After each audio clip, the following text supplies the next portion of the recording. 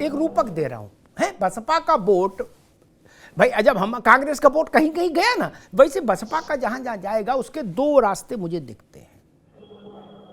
जो मुस्लिम बसपा को वोट कर रहा वो अगले चुनाव में बसपा को वोट नहीं करेगा, ये मानकर, ऐसा मैं मानता हूं कि आप भाजपा से लड़ नहीं सकते, ठीक, आप सरकार नहीं बना सकते तो वोट क्यों खराब करें, वो सपा के पीछे खड़ा हो जाएगा।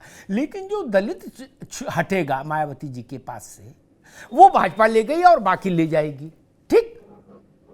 तो सपा और भाजपा के बीच में जितना अंतर है वो कमोबेश उतना ही बना रहेगा बसपा के हट जाने के बाद भी सीन से, ऐसा मुझे लगता है। एहसान सिंह साहब, क्या भारतीय जनता पार्टी इस बात को ऐसा लगता है कि उत्तर प्रदेश की राजनीति दो ध्रुवीय राजनीति हो रही है? देखिए, परिश्रम का कोई विकल्प नहीं है अमिताभ, जो परिश्रम करेगा निश्चित तौर पे फल पाएगा। और दूसरी बात मैं कह रहा था कि ये हमें राजनीतिक पार्टी के जनप्रतिनिधि के रूप में न देखकर, अगर प्रवक्ता के रूप में न देखकर, ऐसे ही एक आम आदमी के रूप में हमारी बात को लेते हुए देखें तो निश्चित तौर पे एक अगर दो पार्टी होती है तो फर्स्ट पार्टी से जो भी जिन कारणों से भी नाराज होता है वो दूसरे जगह चला जाता है। गांव में और समाज में भी देखा जाता है कि हम किसी विचारधारा को नहीं फॉलो करते तो हम अनायास ही दूसरे के पास चले जाते हैं। इसका लाभ मिल सकता है समाजवादी पार्टी को, नहीं तो समाजवादी पार्टी के मुखिया आप इस चुनाव में देखे होंगे, इस चुनाव को गंभीरता से नहीं लड़ते हैं अमिताभ जी। कूड़े वाला चुनाव कहते हैं, हमारे हैसियत का चुनाव नहीं है, जनता के लिए कोई ऐसे वादे नहीं करते हैं। केवल निकाय का मसला नहीं है मेरे लिए, मैं विधानसभा, लोकसभा और निकाय तीनों को सामने रखकर एक धारणा बनाई मैंने। ये केवल निकाय का नहीं, उसका गणित गुणागणित तो कर ही चुके हैं हम लोग। नहीं, अच्छी बात है अमिताभ जी, आपने अच्छी बात कही। लेकिन आप देखिए, भारतीय जनता पार्टी जो लगातार उत्तरोत्तर बढ़ रही है और उसके बाद भी हम हार और जीत दोनों की समीक्षा करते हैं। हम अगर जीत रहे हैं उसकी भी समीक्षा करते हैं कि क्या ऐसे ठोस कारण रहे जिसके नाते जीत हुई, और जहां हारे क्या ऐसा कमजोर कड़ी रही जिसको और हम मजबूत करें। हार जीत की हम इसलिए भी समीक्षा कर लेते हैं कि अगर वो अच्छे कारण हैं तो क्या वो दूसरे जगह भी वो लागू हो सकते हैं, तीसरे जगह भी लागू हो सकते हैं, चौथे जगह भी लागू हो सकते हैं। और उस नाते अगर हमको जीत मिलती है तो निश्चित तौर पे हम उसको अपनाएं। और हार में होता है कि जो अगर हमारा नहीं है हम कैसे उसको अपना बनाए, और 2 से 10 हो, 10 से 200, 200 से 300, इस तरह से करते हम लोकसभा में, विधानसभा में लगातार जीत को हासिल करें। इस तरह की रणनीति पर हम काम करते हैं। आप देखिए, अभी नगर निकाय के चुनाव को बीते 2-3 दिन हुआ, आप देख रहे होंगे हमारे क्षेत्रीय अध्यक्ष लोगों की बैठक शुरू हो गई। तब तमाम जो हमारे वरिष्ठ पदाधिकारीगण हैं वो क्षेत्रीय निकाय की बैठक में जाकर इन चीजों को देख रहे हैं कि कैसे रणनीति 2024 की बने, कैसे जहां पे हम कमजोर हैं वहां पे उसको ठीक करके हम आगे चुनाव में जाए। तो जब ऐसे कार्य को करेंगे तो मुझे लगता है कि क्या हार में क्या जीत में किंचित नहीं भयभीत में, हमको आगे जो भी मिलेगा हम उसको स्वीकारते चले जाएंगे, कार्य करते चले जाएंगे। और कार्य करना चाहिए। जैसे एक विद्यार्थी सर्वाधिक समय शिक्षा पे देता है, एक किसान सर्वाधिक समय खेती पर देता है, वैसे राजनीतिक पार्टियों को प्रदेश और देश की खुशहाली के लिए योजनाएं बनाने में सरकार उसके खुशी और समृद्धि के लिए कार्य करती है। ऐसे ही कार्य भारतीय जनता पार्टी, उसके पदाधिकारीगण, उसके कार्यकर्तागण जनता के बीच में करते रहेंगे। और निश्चित तौर पे जनता का विश्वास हमको जैसे 2014, 17, 19, 22 में मिला है उसी तरह का 2024 में भी मिलेगा, क्योंकि हम एक ठोस रणनीति बनाते हैं और उस पर कार्य। मैं प्रोफेसर पांडे के पास चलूंगा एक सवाल लेके। जनता बैठक, चिंतन मनन, रणनीति, समरनीति, ये सब अच्छा, ये सब जरूरी, लेकिन चुनाव का नतीजा केवल इन्हीं से प्रभावित नहीं होता, ये लिख लीजिए, ठीक। कर्नाटक का चुनाव परिणाम न भाजपा की बैठक और रणनीति से तय हुआ, परिणाम की कह रहा हूं, न खड़गे जी की जनसभा से तय हुआ। जेडीएस से मुस्लिम हटा और एन ब्लॉक कांग्रेस में चला गया, परिणाम आ गया। राजनीति इसको कहते हैं। आपके क्षेत्रीय अध्यक्ष कहां निकल गए, कहां नहीं निकल गए, वो अलग विषय है। लेकिन उत्तर प्रदेश में पिछले 3 दशकों से एक पार्टी बड़ी भूमिका में थी, वो अगर धीरे धीरे वो पुरानी हवेली विदा होगी तो उसकी जमीन पर कुछ ना कुछ तो बनेगा ना, कब्जा होगा ना किसी न किसी का, वहां से राजनीति बदलेगी। प्रोफेसर पांडे, बसपा अगर कांग्रेस की गति को प्राप्त हो गई तो मुझे लगता है समाजवादी पार्टी के पास ये फिर कहने का विकल्प नहीं बचेगा कि हमको तो बीएसपी हरा देती है। नहीं, फिर तो सीधी लड़ाई हो जाएगी, कोई आरोप, कोई वो नहीं बचेगा बहाना। पांडे जी। अनुराग जी देखिए, इससे दो बातें तो बिल्कुल स्पष्ट हो जाएंगी बसपा के कमजोर होने से। पहली बात यह स्पष्ट होगी कि जो दलित मतदाता लंबे समय तक माना गया कि वो बसपा का समर्थक था, वह मतदाता अब किसकी तरफ जा रहा है यह महत्वपूर्ण होगा। और अभी जो देखने में आ रहा है कि खास तौर पर जो एक नया वर्ग उभरा है लाभार्थी ग्रुप में, उस तरफ जा रहा है। दूसरी महत्वपूर्ण चीज है समाजवादी पार्टी अपनी नीतियों से और खास तौर पे उसका जो सामाजिक समीकरण है वो कितना दलित मतदाताओं को अपनी ओर आकर्षित कर पाती है। और दूसरा महत्वपूर्ण सवाल होगा कि जो मुस्लिम मतदाता हैं वो फिर एक तरफा समाजवादी पार्टी की तरफ जाएंगे या पीस पार्टी या इस तरह से। अभी यहाँ पर ओवैसी की पार्टी भी अपना निकाय चुनाव में काफी महत्वपूर्ण उपस्थिति दर्ज करा चुकी है। तो ये देखना महत्वपूर्ण होगा कि ये दोनों मतदाता, क्योंकि देखिए जो खासतौर पे पिछड़े वर्ग का मतदाता है वो अपना मन बना रहा है, लगातार चुनाव में आप देख रहे हैं उसका रुझान क्या है जी। अपर कास्ट का मतदाता भी अपना रुझान दिखा रहा है। अब दो ही महत्वपूर्ण है साहब जी कि मुस्लिम मतदाता अगले लोकसभा चुनाव में एक तरफा समाजवादी पार्टी की ओर जाता है या वो बढ़ता है। क्योंकि इस बार देखिए एक नई प्रवृत्ति आई है कि आम आदमी पार्टी भी अपनी उपस्थिति दर्ज करा रही है। और दूसरी बात कि ओवैसी जी की पार्टी भी यहाँ पर कई स्थानों पर उसे मुस्लिम क्षेत्रों में अच्छा मत मिला है। और दूसरा यह है कि अब दलित मतदाता अब किधर रुख करता है। हालांकि विधानसभा चुनाव में दिखा या तो समाजवादी पार्टी की ओर गया है या भाजपा की ओर आया है। तो ये दो मुद्दे मुझे लगता है साहब जी अगले लोकसभा चुनाव के लिए महत्वपूर्ण होंगे।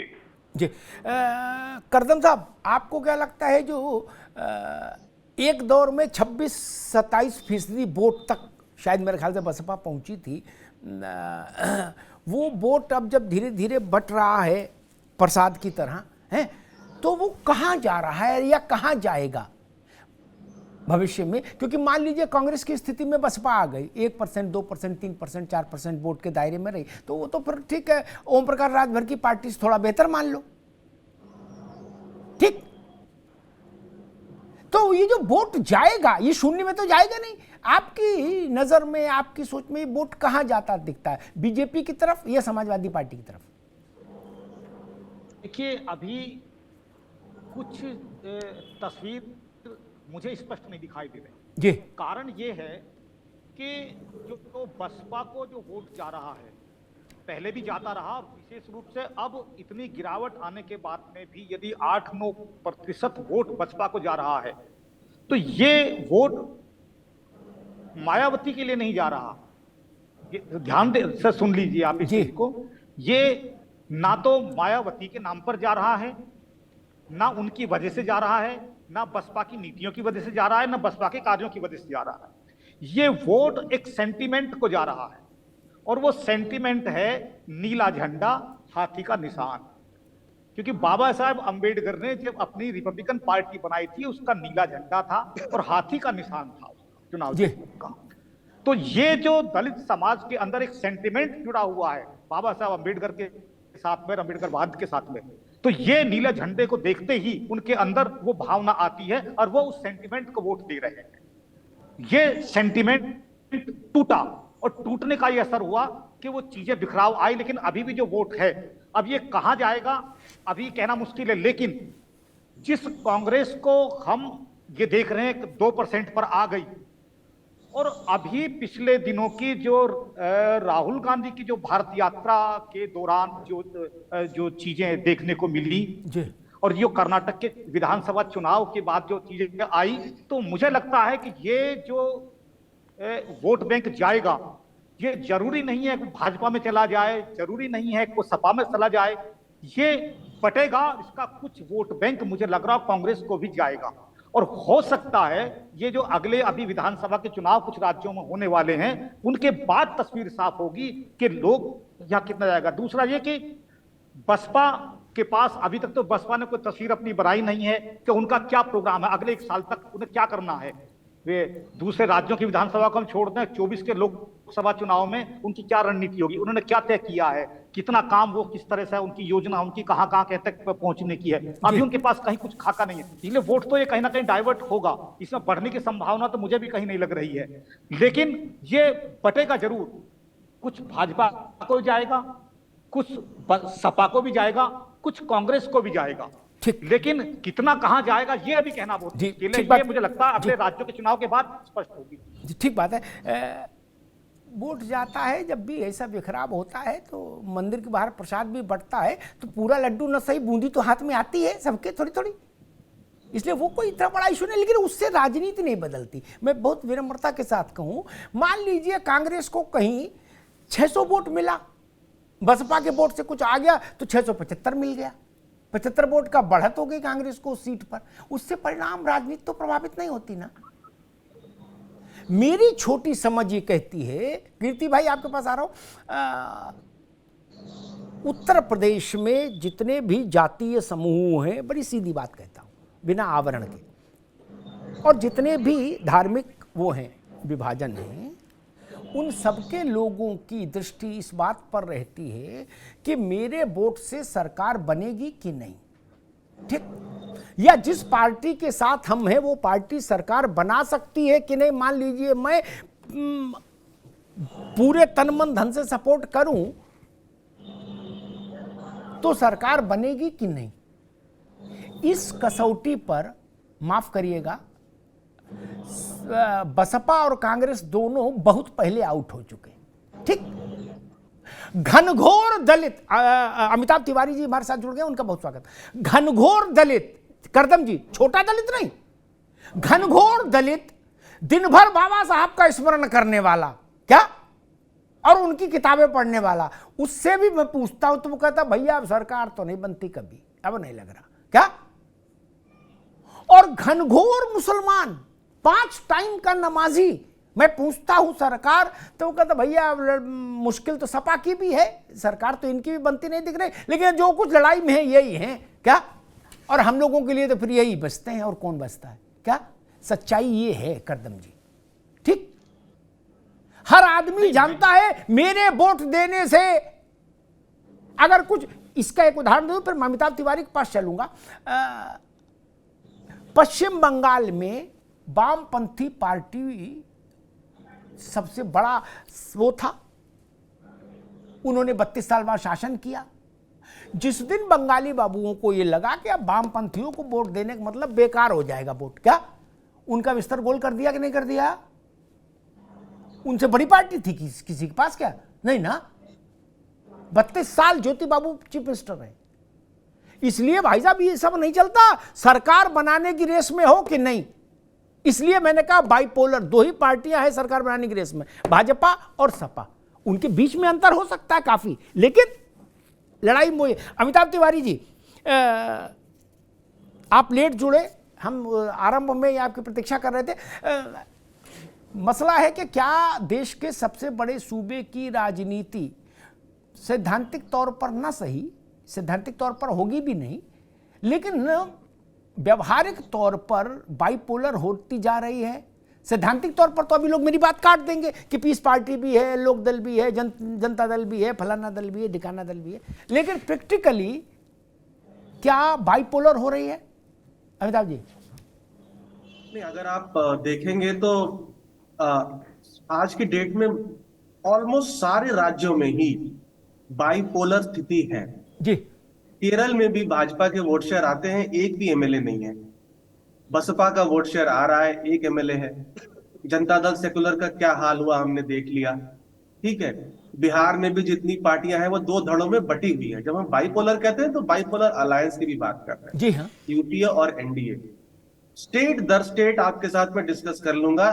थर्ड फ्रंट स्क्वीज आउट होता जा रहा है, मार्जिनलाइज होता जा रहा है, क्योंकि जैसा आपने कहा है, वोटर ये देख रहा है कि आप सरकार तो बना नहीं सकते, जो भी थर्ड फोर्स है, तो आपके ऊपर वोट क्यों बर्बाद किया जाए। पहला, जैसे ही ट्रायंगुलर कॉन्टेस्ट होता है, त्रिशंकु विधानसभा की संभावनाएं बढ़ती हैं, जिसकी वजह से इंस्टेबिलिटी होती है। 5 साल सरकार नहीं चलती, इसकी वजह से भी वोटर डर रहा है, कहीं बैठ रहा है।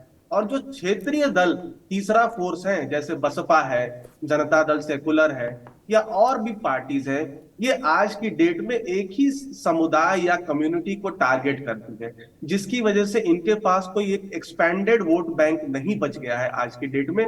और एक ही वोट बैंक पे अगर आप निर्भर हैं तो एक सोशल कोएलिशन अम्ब्रेला आप बना नहीं पाते हैं।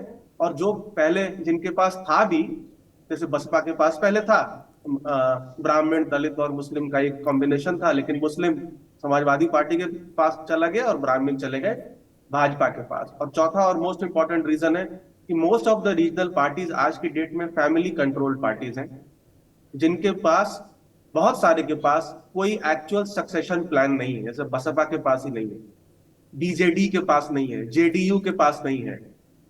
तो इसकी वजह से भी ये फोर्सेस कमजोर होती जा रही है।